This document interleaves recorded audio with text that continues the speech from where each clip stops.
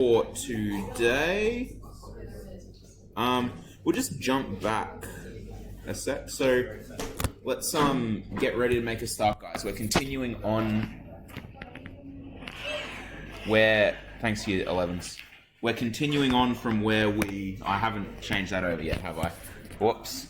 So we're continuing on from derivatives, from where we were on Thursday.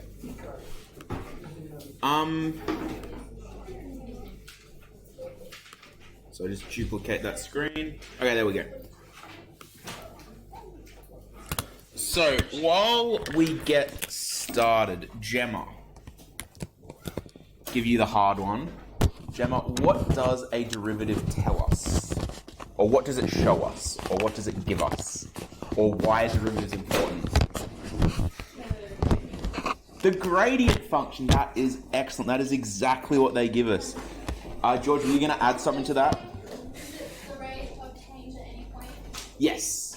So it gives us a function that will tell us the rate of change at any point. So normally a derivative will have an x in there, and you just sub in what value x you want. So if you wanted to know the derivative at x equals 5, just sub an x equals 5 into your rule. What happens, Mikhail, when the derivative function is equal to 0? Then it's just flat. No. Oh, you mean just try and build that answer up. I think you're on the right track, but just maybe add a bit more description into it. And there's no gradient. Yeah. Leah? Is it when there's no turning? Not where there's no turning point. It's to do with the turning point, Mac. It's stationary. Every turning point will be flat. It's stationary. I think we've all basically said the same thing. We just haven't quite got there. When the derivative is equal to 0, the original function has a turning point, which is what we looked at, Thursday, not yesterday at all. Say so when it's 0. Oh yeah. When the derivative function is equal to 0, the original function has a turning point or a stationary point. Oh, that's not really crazy information, is it? Whoa, I mean, it's crazy helpful. There is a turning point. Yeah, so if your original function was a quadratic, how many turning points will there be? Luca? My original function was, what's a quadratic look like? Yep, how many turning points will it have? Well, what does the graph look like? You don't know what a quadratic looks like. A parabola. That's yeah, how many turning points is it? 1. So a quadratic will have exactly 1 turning point. So if your original function is a quadratic, when you differentiate it and solve it for 0, how many answers will there be? No, if your original function is a quadratic, there will only be 1, because there can only be 1 turning point for a quadratic.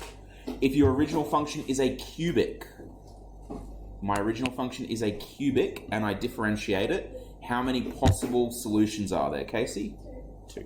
There will be cases where there's only 1, and when there's 1, it's called a point of inflection, but we're not going to touch them too much, which I think we do look at them very briefly today, but I'll just show you what they look like, and I'm going to say, and now we'll ignore it. Okay. So, yeah. If your original function is a cubic, there's a couple of different ways you can solve it for when it's equal to 0. And we talked about them last lesson. So you can use quadratic formula. You can put it in your graphics calculator. You can factorize it. There's a couple of different ways you can try and solve that one. Okay, let's continue on to this next point, and it's building on what we just talked about. So, the real-life application of stationary points lies in the area of optimization. Okay, so, for example, let's say, is anyone in here think of doing sports science or anything like that? Yeah, maybe. You might find that for an average person, let's say they're trying to build muscle, and you look at their protein intake per day compared to their muscle gain per day or something, you might find that if you just like ate 5 kilos of protein per day, it's actually bad for you. I'm pretty sure if you ate 5 kilos of protein a day, that would definitely be bad for you. But you would try and find, if you came up with a formula to match the protein eaten to the expected muscle growth, you might find that there's a particular value for which, if you eat any less than that, you're not going to get quite as much muscle growth. If you eat any more than that, you start getting less muscle growth. So you want to get that, just that turning point where you're getting the maximum muscle growth based on protein eaten. So that's, yeah, obviously you'd be doing other stuff like your training regime in there as well. But you want to try and find the value that maximizes what you want. In another case, if you were a company that had to, say for a day, you not only do you have to pay your workers, you have to hire machinery, that kind of thing. You might look at, okay, what's the right number of hours to work today where I minimize costs? So if you can make that into a function and then optimize it, so basically you find the minimum or the maximum, it's going to tell you, okay, I definitely should work for 8 hours today. I shouldn't go that extra hour for 9 because I'm going to have to start paying overtime. If I go less, I'm going to not make as much money, so whatever. Okay.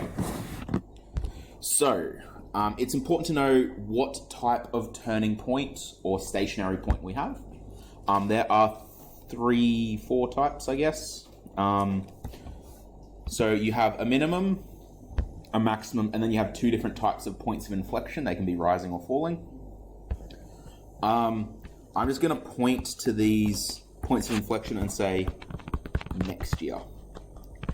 Next year we need to know about them.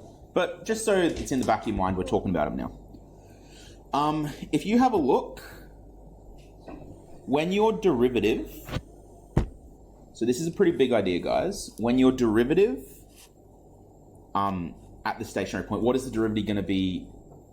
I can't talk today, I'm sorry. What is the derivative going to be equal to at the stationary point? 0. If it is a maximum, think about the derivative before the stationary point. If you're at a maximum, has the function been increasing or decreasing? Increasing.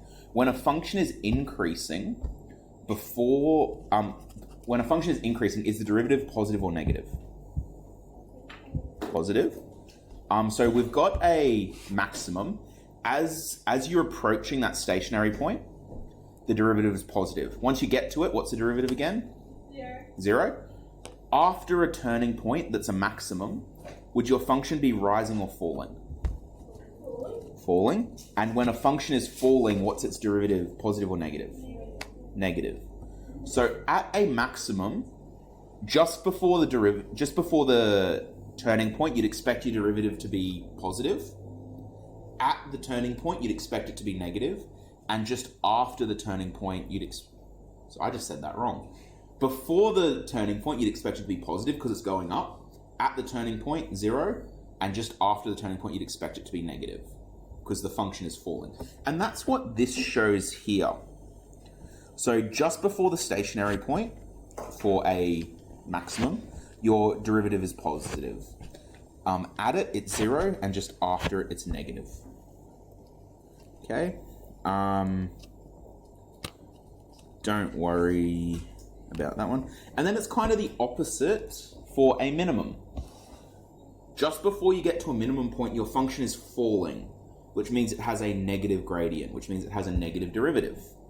At the stationary point, it's flat, 0, and then afterwards it's positive. So if I told you there's a turning point at x equals 5, what we can actually do is say not only is there a turning point at x equals 5, I can look at the derivative either side of it and tell you if it's maximum or a minimum. And that's what we're going to do today.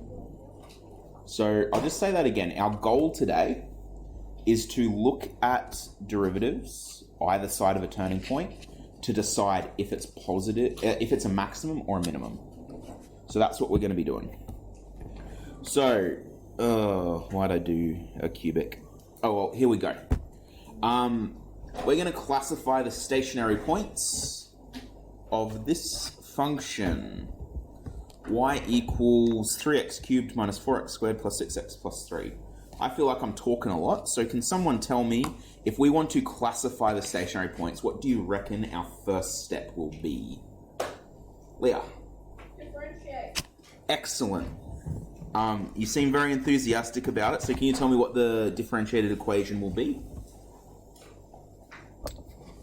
9x squared. Yep.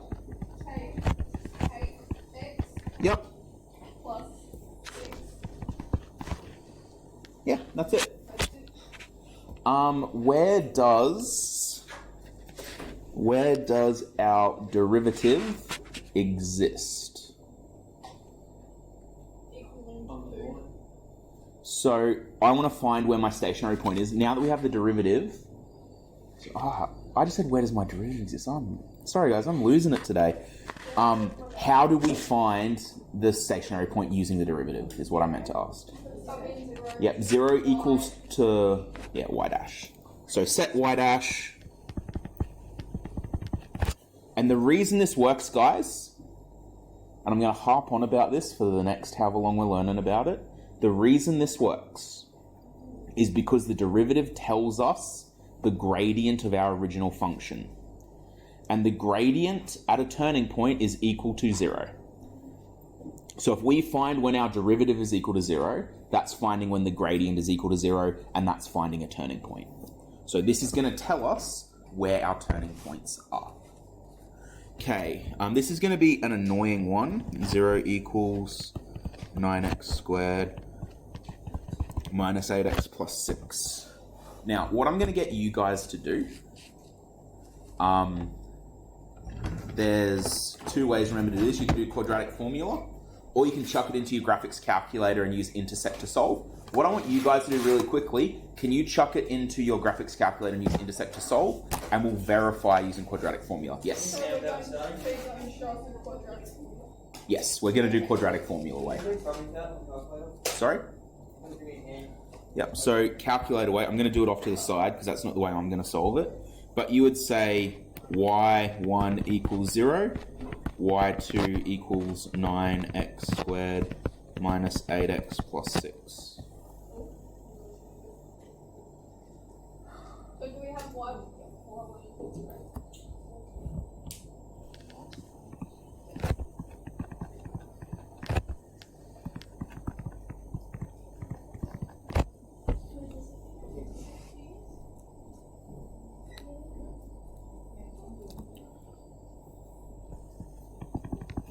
So is it supposed to actually, are they supposed to cross each other? Yep. Doesn't. Yes. You might need to zoom your window out. And, do you know what I've done that's silly? No, that's right. Like they obviously don't cross. No, because it's quadratic. Whoa. Have you used the original function there, Jacob?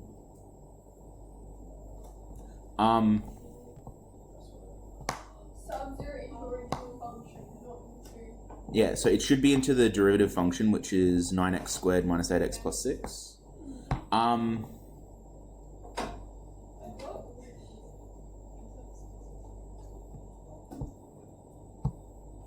have a very bad feeling that this is the question I put in there that's unsolvable. But let's just check. Why do you? Let's check. To keep everyone on their toes.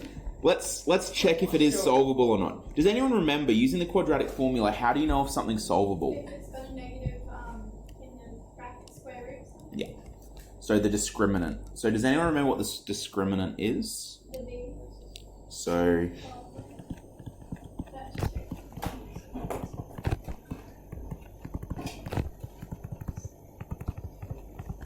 So the discriminant, if you remember our full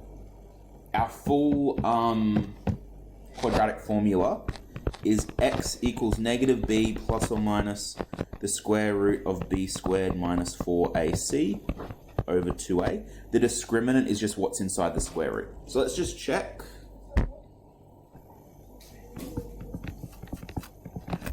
So b squared is negative 8. Minus 4 times 9 times 6. So those are times, not pluses. I'm just checking how many solutions there'll be. So do we write this I would. A is 9 times 6. Okay, negative 8 squared is 64. Positive 64. Negative 4 times 9 is some number. Actually, negative 4 times 6 is negative 20. Oh my god, my brain is not working today. I'm going to use a calculator. Yeah. 4 times 6 isn't 36. No, 4 times 9. Ah. Oh my goodness. Negative 4 times 9 times 6. What I was thinking in my head is if you times the 4 and the 6 together, and then do it times 10, that'll give you the answer, and then just take 24 away, because it's times 9, not times by 10. I don't know if that makes sense. Negative 216. Minus 216. Yep. Underneath where it says check the discriminant. B squared minus 4ac. Why would you use the minus b plus or minus c? Because the discriminant is only the bit inside the square root, because that's the bit that tells us how many answers we'll get. So, if our discriminant is negative, what does that mean? There's none. No answers. It never crosses the x-axis. So, negative 216. I haven't bothered solving it because it doesn't matter. The negative discriminant means no answers. So, how many turning points does our original function have? Is that a UE? Negative VE. Negative. Have I not used that notation with you guys before? So, positive, negative. Yeah, so like the first one, I have not to use it. Alright, so there's no answers. If there's no places where the derivative is equal to 0, yes? So for that, the whole formula, why do we only use that little bit? Because that little bit inside the square root is the discriminant. So think of it this way: if your discriminant is positive, how many answers do you have? 2. And the reason why is because it's plus or minus that bracket. So if your answer was, let's say your answer was 25, the square root of 25 is 5, and it's going to be whatever plus or minus 5. So that's going to give you the 2 answers because you're either plussing or minusing. If your answer is 0, there's only going to be one answer because that whole thing disappears. The square root of 0 is 0, plussing or minusing 0 doesn't count. If your answer is negative, the reason there's no answer is because you cannot square root a negative number. There is no number in the natural number system that will give you the square root of a negative. It can't be done unless you talk about imaginary numbers, which we don't do. I assume you guys have done it in specialist imaginary numbers a bit? Yeah. So the reason why there's no answer is because you can't square root a negative number. Yeah, as soon as we got to this question, I was like, I wonder if this is the one that's not solvable. And it turns out it was. So the discriminant has no answers. So I'm just going to do another note. As there is no solution for 0 equals 9x squared minus 8 plus 6, there are no stationary points. So I'm in the habit of writing TPs for turning points, but I should be writing S. Oh my goodness. no S P's. Hey, that's my initials. Well, actually, technically my initials are SS. Oh my god, I've only just realised that for the first time in my life. Stupid person. Yeah. Well, oh my goodness. Does your first name start with an S? Yes. Shelly. My first name is not Shelley, no. Alright, my name is Scott Shelton Parker. But my whole life I've gone by Parker, so that's weird. Yes. Any relation? No. Why don't I go by Shelton? So Shelton Parker's been the family name for like a few generations, but none of us have it. We've all gone by Parker. So it's not like a divorce thing where you No. No, it's actually it's kind of a sad story. Let's take a break from maths, guys. I'm recording this. So this is going on the internet for everyone to hear. My great grandfather, I think it was like late 1800s, early 1900s. No, he when he was very young, his mother died, I think in childbirth maybe. And then when he was about 5 or 6 years old, his dad actually died in a car accident, so he was left orphaned. And a family friend took him in, and they were the Sheltons. So when he became old enough, he legally changed his name to Shelton Parker. I've told many people. Maybe you asked me or something. Yeah. But anyway, that's a cool story involving my ancestors dying. So there you go. Wait, you said they had a car accident and you said it was like the 1800s? was it hyphenated? Maybe it was. Early 19. It must have been my great. It must have been my great grandfather then, because it must have been early 1900s. Because yeah, from what I don't know, I've only been told the story once, but my understanding is the car accident involved drowning somehow. Like he got forced off a bridge or something, and yeah. Anyway, Wait, so was his original name Parker and then he added something? yeah. So Shelton, not Sheldon. Shelton. Okay, let's have a look at this one, guys. Is this one solvable? I believe so. We'll find out. We will find out. So y equals 9x squared plus 18 minus 27x minus x cubed. I'm going to do something annoying, guys. And I'm a bit pedantic when it comes to my equations. I like things to be in order when I can. So I like my x terms to go in decreasing order of magnitude. So what that means is I want to have my x cubed first. You don't have to do this, but I just think it makes it easier. So y equals, I'm just going to rearrange this, negative x cubed plus 9x squared minus 27x plus 18. Okay. So where did that x cubed come from? The back of the equation. Can you just do that? Yeah, you can, addition and multiplication are what they have a special quality called commutative, which means you can move them around without changing the value of it. So let's differentiate that. Y dash equals negative 3x squared plus 18x minus 27. Where did 18x is? It's only 18 becomes 0. You can leave it behind it. Sorry?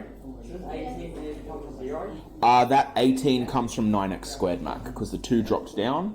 2 times 9. No, I'm talking about the equation that you gave us. You got 9x squared plus 18. In that first line, Mac, I haven't differentiated it yet. All I've done is rearranged it.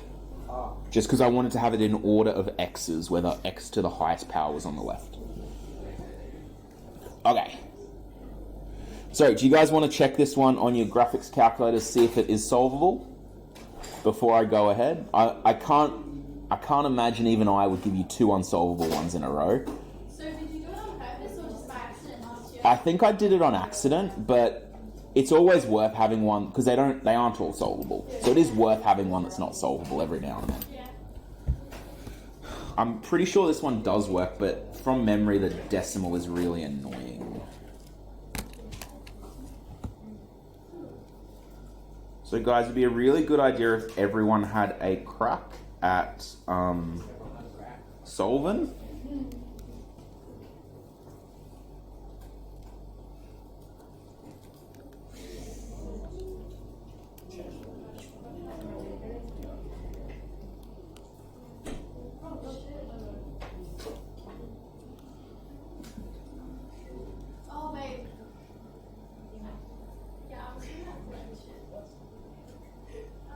ones look like? Should I change the window? Yes. So it looks like that one has two solutions from what I just saw on Jacob's screen. What do you mean two solutions? No? Okay, maybe... Have you put in the original equation or the differentiated one? Okay.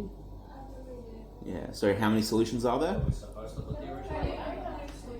How many times does your parabola cross the x-axis? Just once? Alright. What's that supposed to be? Even rating? It hits it. Supposed to be the differentiated one. Negative 3x squared plus 18x minus 27? Does the settings of the calculator change it? It shouldn't. Wait, mine's not with. Yeah, run.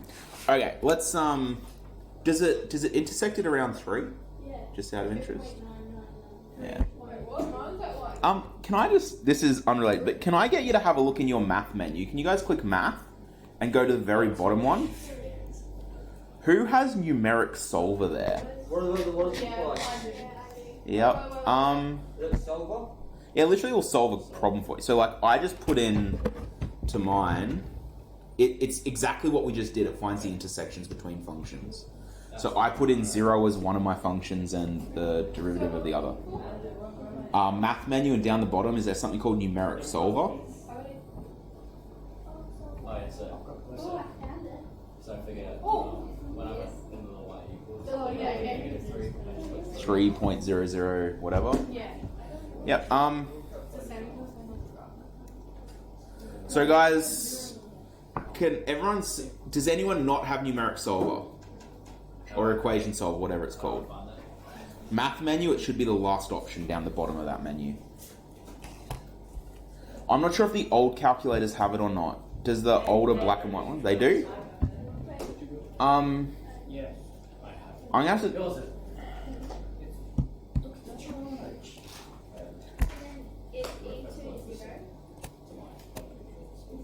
Yes. Equation 2 is 0. And it should give you like 3.0001 or something. Or 2 point... So... Okay, whoa. 0. Oh, the negative is actually... 3 is not x squared. You only... Okay, and then solve. Yep, so let's give you the answer of x equals 3. You round that up. Okay, I'm not sure if we're actually allowed to use that in an exam or not. I should be clear, because you guys aren't supposed to have access to CAS solutions, so computer-aided solutions, which that is, because it's computer just... I don't know, I'm going to have to talk to Mr. Todd about it, as to whether we're allowed to use that in an exam or not. We won't. What I mean is, if you just gave me... Anyway, if you just gave me in an exam, the 2 solutions are this, well, I'm not going to give you credit for that. Okay, let's do this the long way, because we've dwelt on this a little while. So let's set y dash equals to 0. 0 equals negative x cubed plus 9x squared minus 27x plus 18. We're going to solve this one using quadratic formula just to be old school, Tyler. Aren't you using the y dash formula? Yeah, the derivative one. Yeah, but I just had a mental blank, so thank you for picking that up. Oh my goodness.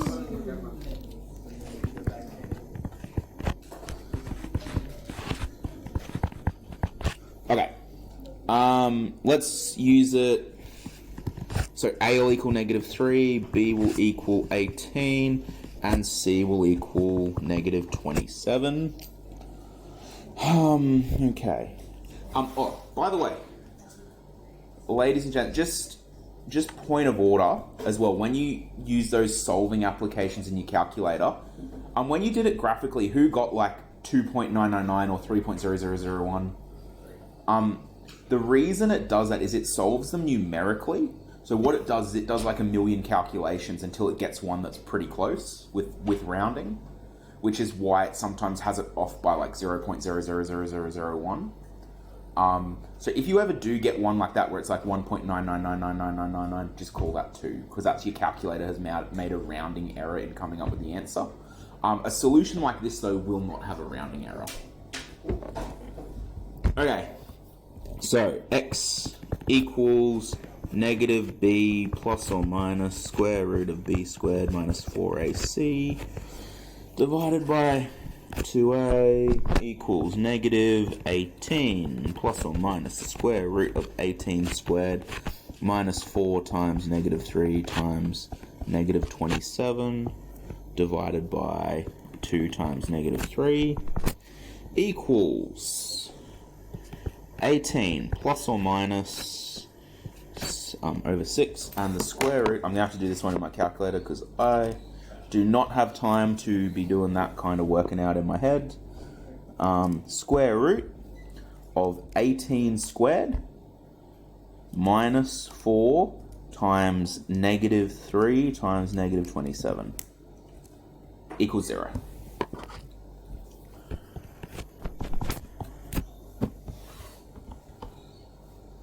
So that whole bracket, sorry, that whole square root goes to 0. So it's supposed to be minus 6 in the middle? You see how the negative 18, I just got rid of the negative top and bottom. Technically I did it a step too early, but I just, if you have a negative on top, negative on bottom, they just cancel out. But it has 18 plus minus 0 Divided by 6. Okay. So there is a stationary point at x equals 3. So, does anyone remember, because we've gone on a bit of a meandering path today, does anyone remember what are we actually trying to do here? What about stationary points are we trying to do? Yeah, we're trying to find out if it's a maximum minimum point of inflection. So let's do that. That's max, not fun. Yes. So, the way we do this, we're going to test for SP type. The way we do this is we find f dash of 3. What is the derivative at x equals 3 equal to? When x equals 3, what's that derivative equal to? 3x. No? Do you want to like? So we just found that there's a turning point at what x value? 3. So therefore the derivative at x equals 3 is 0. You know, I get confused with that. Like, it says f dash of 3, like, do we sub in 3 into the derivative equation? Yes. And if you sub 3 into the derivative equation, what's it going to equal? 0. Okay. And what we're going to do is we're going to also go just either side of it. So I'm going to look at f dash of 2.9, and I'm also going to look at f dash of 3.1. Now, people always ask me, does it matter how far away you go? Like, because I've gone 0.1 before and after. Does it matter how far away either side? Not really, unless there's multiple points. So if there's 2 turning points, you want to stick as close to the turning point as you can. You could go 0.001 away instead of 0.1 away. No matter what you choose, as long as it's reasonably close, it'll give you the right answer. So there's no wrong or right answer. Now, there's 2 options for how to solve this, the long way and the easy way. I'm going to teach you the easy way because that's just the way I try and live my life. We want to find our derivative function at 2.9 and at 3.1. So what I'm going to do, I'm just going to go to my calculator and I'm going to set y1 equals to that derivative function, which was negative 3x squared plus minus 18x. Negative 3x squared plus 18x minus 27, is that right? Is that the derivative function? Yep. So I'm going to go to y equals 2. Negative 3x squared plus 18x minus 27. Now, I'm going to cheat. You know how we go to window for window for the graph, we're going to be using our table. So we're going to go second window, which gives us our table set menu. I want my table to start at what value do you reckon, guys? 2.9. And what do I want my table to go up in? 0.1. 0.1s. And then all you go is press second graph, which will give you the table menu. At x equals 2.9, what's my derivative, positive or negative? Negative. And at 3.1, what is it? Negative. So if I look at my, so I'll just write in what we did. Set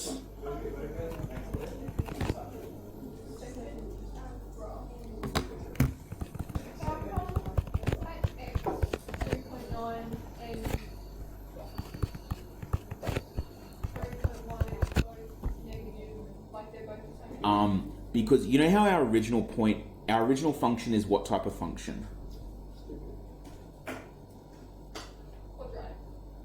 Our original function, like what's the power of x in the original function? Is cubic. So a cubic can do two things. It can go up, flatten out, and then go up again. So that's the point of inflection. The other thing it can do, it can go up, turn around, start going down, and then turn around and go back up. So basically what we have here is a point of inflection. Even though I said we weren't going to do them, apparently I snuck one into the question because I'm mean. Yep. Yep, so set table start to 2.9, delta table equals 0.1. I've actually, I've never tried doing this before. Hey, that works. So if I was to draw what the gradient is doing at each point, can you see at f dash of 3, the gradient 0, so it's flat. At f dash of 2.9, it's negative, so it's falling. And then at f dash of 3.1, it is falling again. So would that be a rising point of inflection or a falling point of inflection? Falling. So the SP is a falling point of inflection. And if you really wanted to, just to check, you could then plot that in your graphics calculator, and you would see it would go down, flatten out, and then go down again. So what's inflection mean? Inflect. So you know how I said a cubic normally will go like, it'll either rise or fall, but like it'll go turning point, and then it'll have another turning point and swing back around. So imagine this is our, what am I doing on the board? I have this. So a cubic normally looks like this. Or it looks like this, the other way around, falling first. But can you see it starts off falling and it ends up falling? There's just some muddling around in the middle. A point of inflection is basically where those turning points just end up on top of each other. So instead of having that point where it changes direction, it just is always falling apart from that point of inflection. This will probably be the last time we see a point of inflection. Unless I've snuck any more in. I don't remember doing any other points of inflection. But no, I didn't. I honestly thought I'd purged them all out of it because you don't really need to do them till next year. Okay. Any questions on that, guys? No? Sweet. We're going to do this last problem. I've given you 2 pages. We're not going to need it. Right. So, Pajingo. Pajingo, I did write this when I was out in Charters House. Pajingo's near Charters. They make a lot of gold, or they dig up a lot of gold there. Let's imagine they produce X tons of gold per month. So guys, can I just get you to focus on this for now? And their costs are modeled with the function costs of X equal 2,000 minus 75X minus 5X squared plus X cubed divided by 3, where C is the cost in dollars. And X is the tons of gold. Now, you guys, I don't expect to know about the ins and outs of mining gold, but you basically dig up a ton of ore, and then you have to do a lot of processing to see how much gold is in it. So digging up more ore actually involves a lot of cost, because you have to then process that ore, that raw like tons of dirt that you dig up essentially. So you don't get to just dig up the gold. You got to dig it all up. Okay, so calculate the production level for which costs are minimalized. So this is what I want you to do, Oscar, in your head whenever you see the word minimalized, maximized, or something to that effect, least or greatest. That straight away, and this is going to be for the whole next year, because I was talking to Mr. Todd about your IA3 for next year, because I finished writing it the other day. And he was like, there were some students in his class where they didn't have that through their head, that every time you see minimum, maximum, greatest, least, that in your head straight away you should be thinking to yourself, okay, this is an optimization problem. In an optimization problem, I differentiate, set it to 0, find the turning point. That's what we're going to do. We're going to differentiate it, we're going to set it to 0, we're going to find the turning point, and make sure we found, for this question, we're going to look for a minimum or a maximum. Minimum, because we want to minimize our costs. So, for this one, it is an optimization problem. Optimization.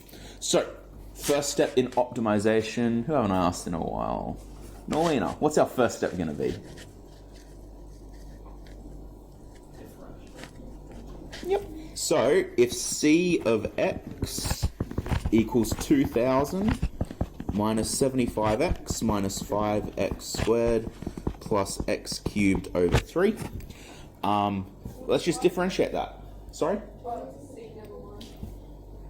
So C dash of x, so the rate of change of our costs, because this is what we're finding now. If C is our costs, C dash is the rate of change of our costs, equals 2000. What happens to 2000 when we differentiate it? It buggers off.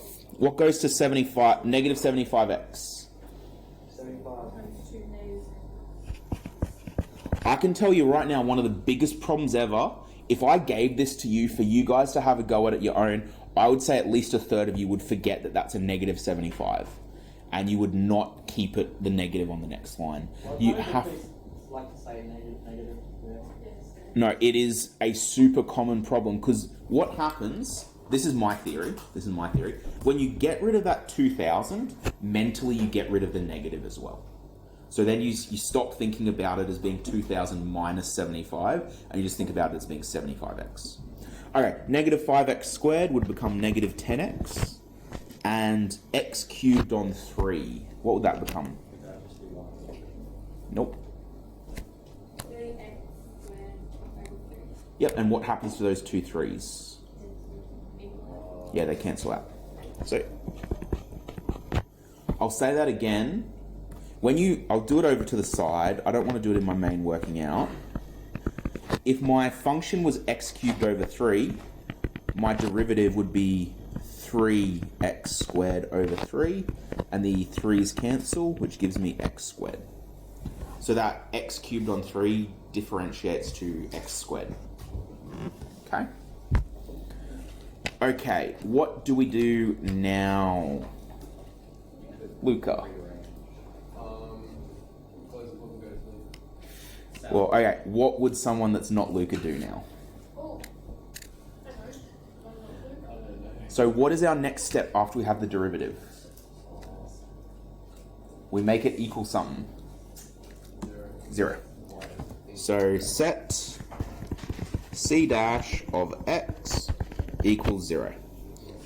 0 is equal to negative 75 minus 10x plus x squared. Now, I'm going to solve this one using quadratic formula. There's a question like this is definitely tech active. What evidence is there that this is a tech active question, by the way, guys? It's hard. It's hard? Yeah, the numbers are too big to do in your head. I'm not going to expect you to be squaring like 75 or anything like that. That's silly. I'm not gonna. That's not what I assess you on. Okay, so A equals, what is my A value in this quadratic? 1. No, it is 1. Because the A value is always in front of the x squared. You just have it. I haven't rearranged this one. I pulled a sneaky on you. So A equals 1. B equals Negative. -10. Never forget about the negatives. And C would then be -75. So my x values are negative b plus or minus the square root of b squared minus 4ac over 2a, which is equal to positive 10 plus or minus the square root. B is -10, so -10 squared. By the way, that became positive 10 over on the left there because it's negative b. B is -10, so negative 10 is positive 10.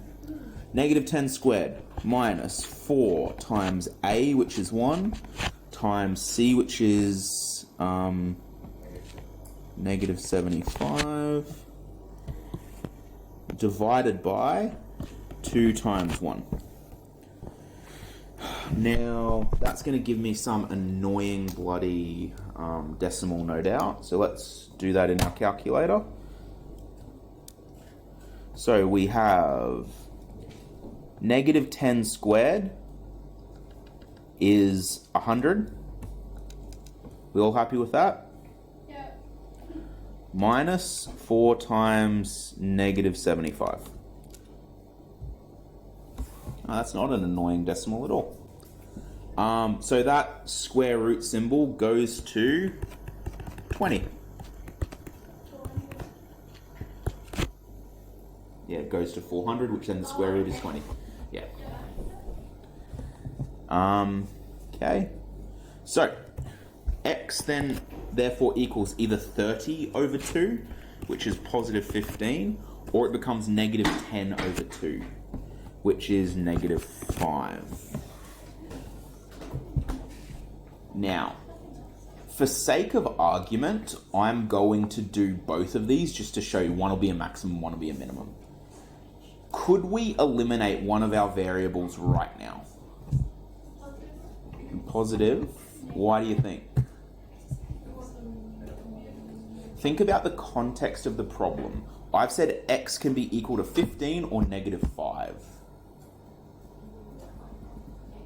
The negative, why would we get rid of the negative?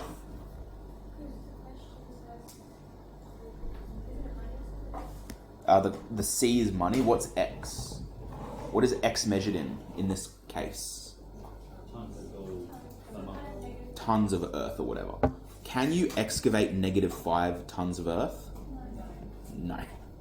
I mean, technically you could fill in a hole, but that's not really excavating. Make a hill. So it doesn't make sense for this company to minimize costs by negatively excavating. That doesn't make logical sense. So you could potentially at this stage, and I will tell you, a lot of questions on exams at this stage will have an option like this where a negative, and it's almost always a negative, doesn't make sense in context of the problem. Because negatives make sense in maths. In the real world, less often do they fit a real world situation. Okay, so we might just make a note anyway. -5 can't be an answer as you cannot remove -5 tons. Oh my goodness. Of earth. Okay. So at this stage, ladies and gents, what do we reckon? What are we going to do? What's our next step? Leave it as it is? Well, what's the next step towards the solution, I should say? Casey? We've got to test. We have to test to see what kind of turning point or stationary point it is. So So is there a difference between tons with 2 ends? there is, I think tons, I think I've used the wrong one. I think tons with 2 ends is the imperial tons, which is to do with pounds, I think. I don't remember though, so I just use both in the hope that I'm right 50% of the time. I always use context 1,000. At least we're not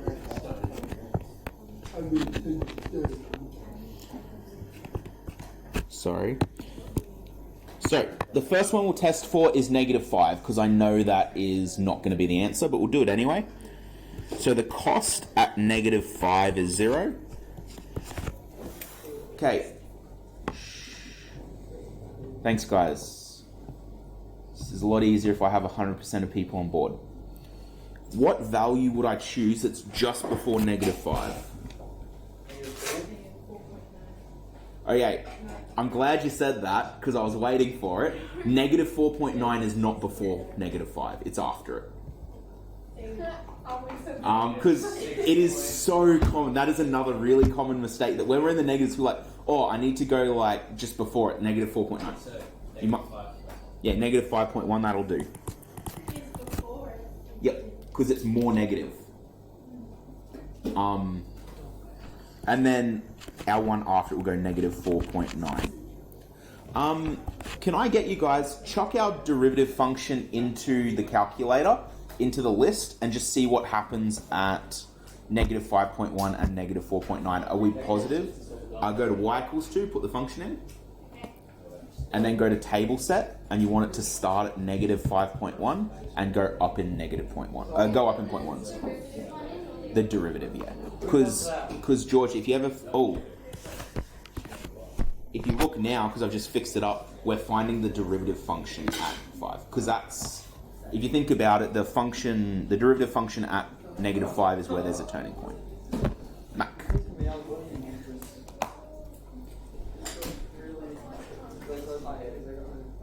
So put in your derivative function there. The C dash. C dash. So -75 minus 10x plus x squared.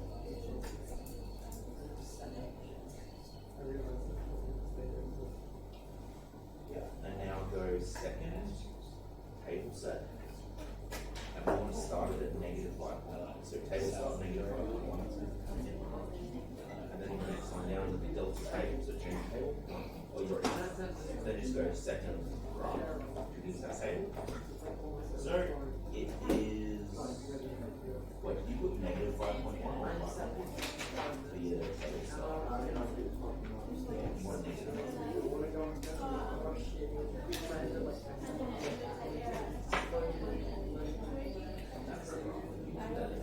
What a waste of time.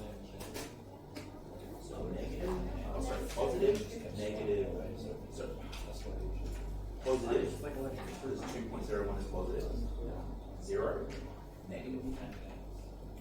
So over here, it's positive, 0, negative. Okay, so guys, you should have found that at C dash of -5.1, it's positive, and then at C dash of -4.9, it's negative. So if we draw out what the gradient's doing, it's rising, then it's flat, then it's falling. What kind of point is that? Max. Now, can you see why putting C dash of 4.9 earlier could be such a big error?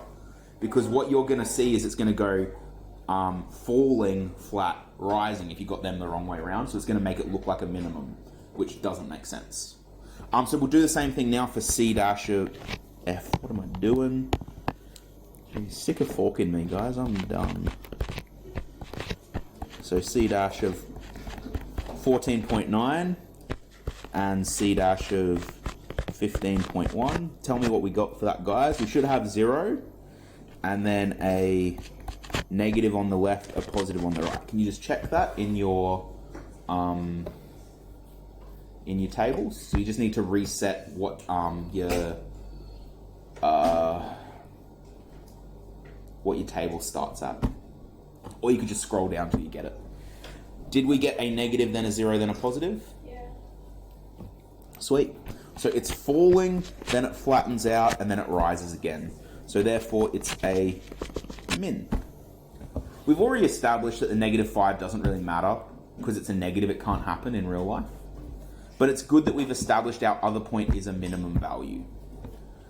Now, if we go back to our question, let's just check that we've answered it. One thing I've noticed with you guys is you do often tend to do some working out and then forget to actually answer the question at the end of it. So let's do if we have it. So calculate the production level for which costs are minimalized. So we have done that. What's the production level that costs are minimalized for? 15 tons. So it's really important at a stage like this. I just really want you to get in the habit, because it's asked us a question, it's always a good idea to respond in a sentence. So what could we say to like summarize our findings here?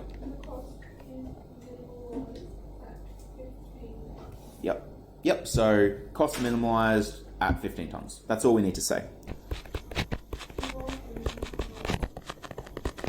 Costs are minimalized. What am I doing? I'm having a stroke.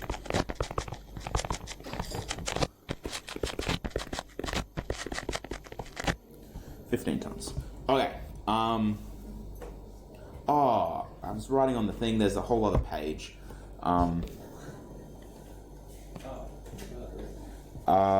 Exercise 19E, page 657. So when are you going to give us I was about to do it in about 3 seconds' time. Oh, I've lost my number. 657. So guys, can I get you for the remaining bit of class, just have a practice, just try and choose like maybe one problem to have a practice at. I might get you to do one more for homework. I'm just going to go give out your sheets with your thingamabobs. So do you mean page 657? No, I mean 657 questions. Yeah, page 657. Like, do number 1 for now. Casey at home.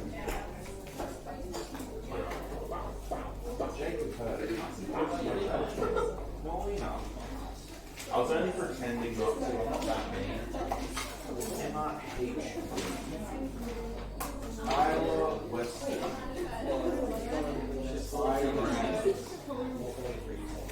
Yes! McHeel. Oscar.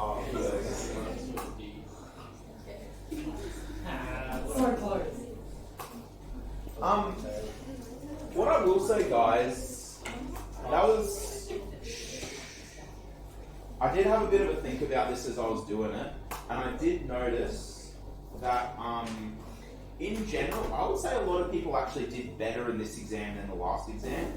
There was 1 or 2 people that did a little bit worse, or in 1 or 2 cases a lot worse. What? Thanks, guys. One thing I do want to make clear, because I was marking this, and it's like, oh, it's kind of funny because next year you do not get marked against one of these, so I don't match you up as to what your best fit. That doesn't happen anymore. Next year is 100% marks. In your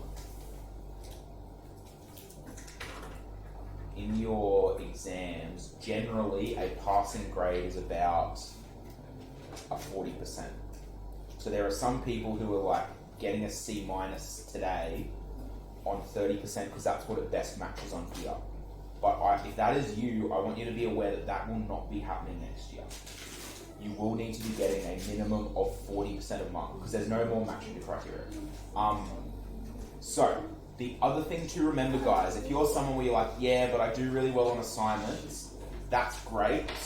Remember next year you have 1 assignment worth 20% and the other 80% of your marks come from exams, including a 50% external. So I don't say this to be negative, but I do say it because you might consider if that's something that stresses you out and you're just like, especially if you're someone who's gotten like C's, low C's over the last 2, you're probably someone that should think, okay, do I want to commit to doing methods for year 12 or do I want to get out while the going's good? So that's something I would strongly think about because it is going to be very exam based next year. I would say the exams are probably a teensy bit easier.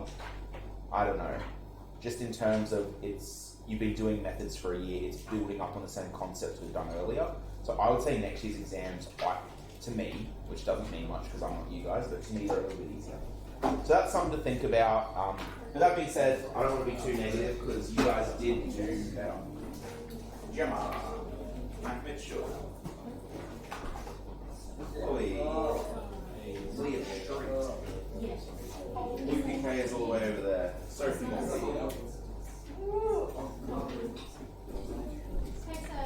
hey Georgia. Can you tell us? She got a B. I assume she will be pleased with that. We've only got like 10 minutes left, Mac. You'll survive. You've got 7 minutes. Yeah, but you'll survive. Yes. You actually improved quite a bit from last one. That's quite pleased to see. Yeah. Just, maybe you were learning for both you and Luca last. I thought I was actually going to get a better mark.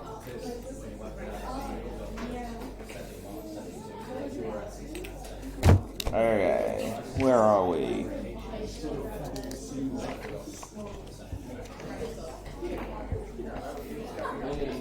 Oh, whoops.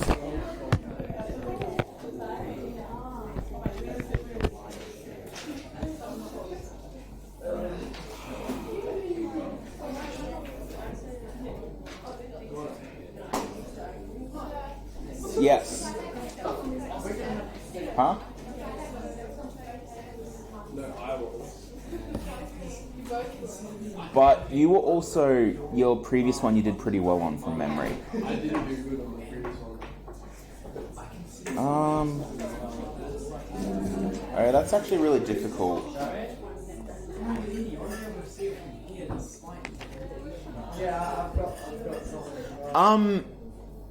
Guys, what I'm gonna do, I just realized some of these textbook questions are quite difficult. They're not difficult in the derivative stuff, but they're difficult because you need to create the equation.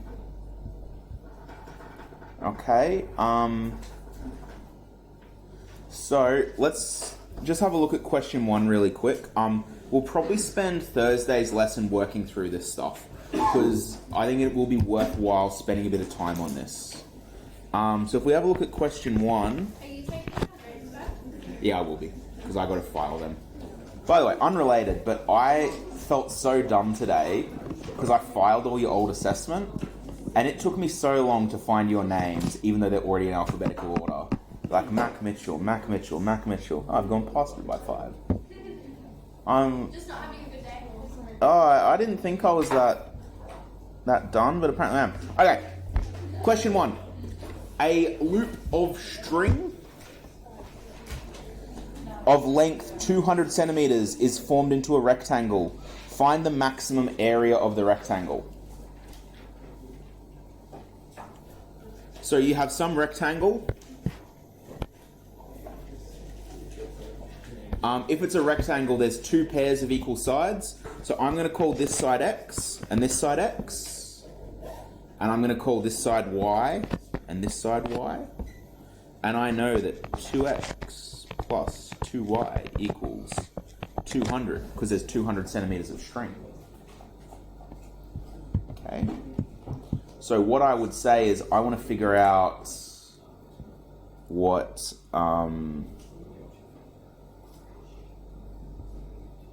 I'm going to make this easy. I'm going to divide all of that by 2. Because just to get rid of those coefficients, so I'm going to have x plus y equals 100. Do we agree with that? Yep. And then therefore y equals 100 minus x.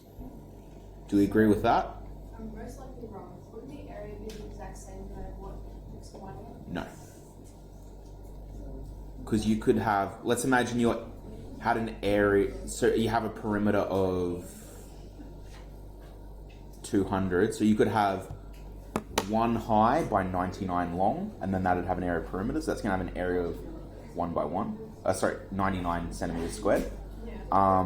If you had it 2 by 48, that would have an area of 2 times 48, which is like 96. So that's a different area already, just from trying 2 different ones. Okay, so what I'm going to do then, guys, is say that, well, I know y is equal to 100 minus x. So I'm going to say equals 100 minus x equals 100 minus x. And my area, I could then say, well, that's just length times width, x times 100 minus x, which is just 100x minus x squared. So I now have a rule for area. What's the question asking you to do with the area of that rectangle? Find the max. So what I might get you guys to do for homework, if this is your area rule, find the max area. How do you even Well, what have we just done to find the maximum? Differentiate it, set it to 0, find the turning point, check the turning point's a max. Just the same steps we've been doing. We're just going to churn through those same steps. The hardest by far part of this is coming up with the rules. So we'll probably spend a bit of time on this on Thursday. But for homework, can you try and solve that one for me, please?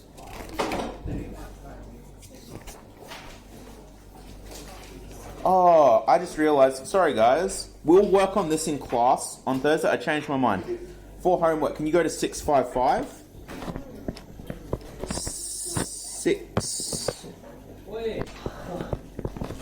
655. Can I get you to do question 1 and 2? For homework, do question 1 and 2. That's not that much.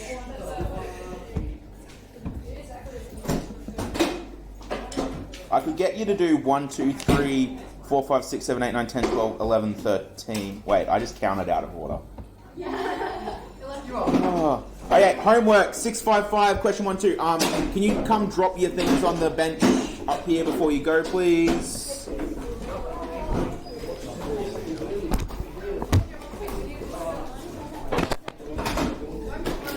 Oh my goodness. Thank you, thank you. Oh.